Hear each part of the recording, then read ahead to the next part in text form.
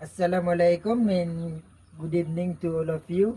By the way, my topic is soil conversation. Ang soil conversation, nangungulugan sa pangangalaga sa lupa. Ito ay tumutukoy sa mga pamamaraan at teknik na ginagamit upang maiwasan ang pagguho o pagkasira ng lupa at mapanatili ang pagiging mataba at masustansya nito para sa pangmatagalang paggamit sa agrikultura at kalikasan. Kabilang dito ang mga paraan tulad ng tamang pag-araro,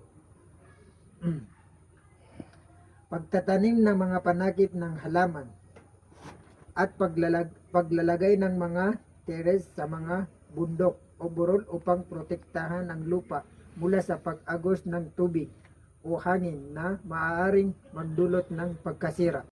Halimbawa ng soil conversation ay pagtatanim ng mga panakip ng halaman.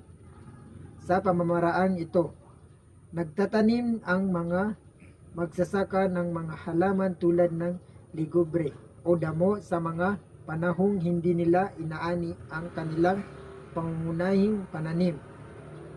Nakatulong ito upang maiwasan ang pagguho ng lupa, mapanatili ang sustansya nito, at mabuti ang kalusugan ng lupa.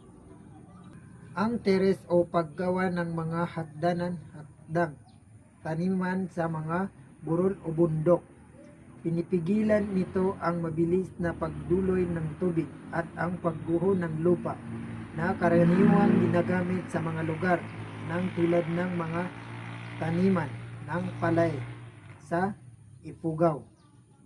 Contour following o ang pag-araro ayon sa kurba ng lupa ay isa ring mahusay na halimbawa na tumutulong upang maiwasan ang mabilis na agos at mapanatili ang lupa sa tamang lugar.